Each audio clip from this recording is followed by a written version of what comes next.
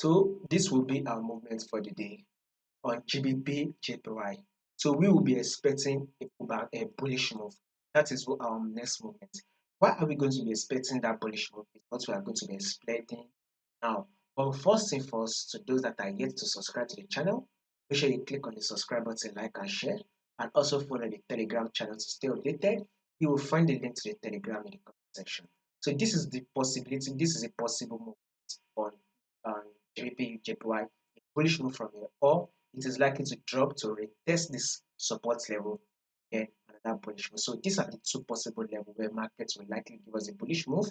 So from here, bullish move can start playing out, or markets can start playing out, start playing bullish move from this level.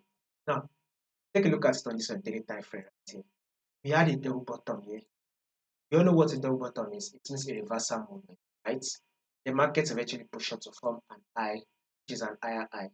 Market then gave us a pullback, which is an higher low. Then it was able to push up one more time to form a new higher high. You can see that the new higher high took out this previous. Now here comes the pullback, which is an higher low. Now with this pullback, which is an higher low, that has been made, right, we should expect market to push up one more time to form a new higher high. So this is to tell you that a bullish move for the day, what we should be expecting on GBP JPY. So we should be expecting GBP JPY to give us a bullish move for the day. Now let's go down to the 4-hour time frame, guys. So on this 4-hour time frame, you should start looking for a buy setup in this level. If the buy setup does not play out within this level, then it is likely to drop a bit before it start playing out to give us a bullish. So above all, a bullish move to the upside is what we'll be expecting on GBPJPY.